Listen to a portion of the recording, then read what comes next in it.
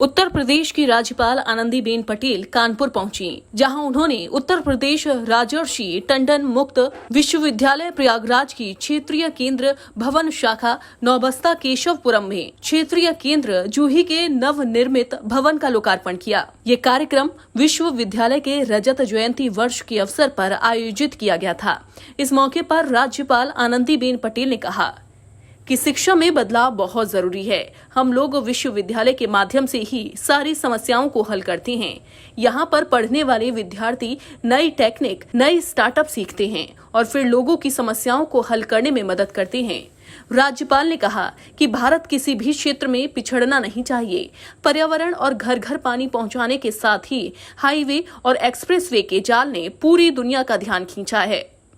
इसलिए हमारा दायित्व है कि हम युवा पीढ़ी को आगे बढ़ाएं। उन्होंने कहा कि कभी सोचा नहीं था कि मिट्टी में भी समस्या हो सकती है, मगर मिट्टी को सशक्त करने की आज जरूरत है। विश्वविद्यालय के साथ मिलकर मिट्टी का परीक्षण किया जा रहा है ताकि किसानों की समस्याओं को हल किया जा सके। आनंदीबेन ने कहा कि G20 पर आज अलग अलग प्रदेशों में चर्चाएं हो रही हैं। हाल ही में काशी में 25 से अधिक देशों के लोग बैठक में शामिल थे और उसमें चर्चा इस बात की हो रही थी कि टीबी को मुक्त करने के लिए भारत में क्या क्या काम किए गए और कैसे किए गए। इस योजना की सभी ने सराहना की और कहा कि अपने भी देश में इसको लागू करेंगे। प्रदेश में कई ऐसे जेल हैं जहां पर निरीक्षण के दौरान मैंने पढ़ाई होते देखा है। वहां पढ़ने वाले लोगों में रुचि देखी है, जिसके चलते मैंने 3 जेल में कंप्यूटर की व्यवस्था कराई है ताकि ये बच्चे जब बाहर निकलें तो किसी रोजगार में लगें।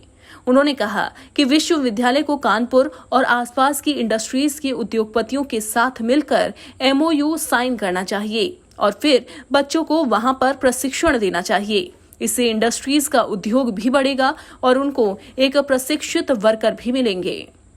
इस दौरान उत्तर प्रदेश के उच्च शिक्षा मंत्री योगेंद्र उपाध्याय और राज्य मंत्री उच्च शिक्षा रजनी तिवारी, महिला कल्याण बाल विकास पुष्टाहार मंत्री बेबी रानी मौर्य, महापौर, सांसद, विधायक भी मौजूद रहे।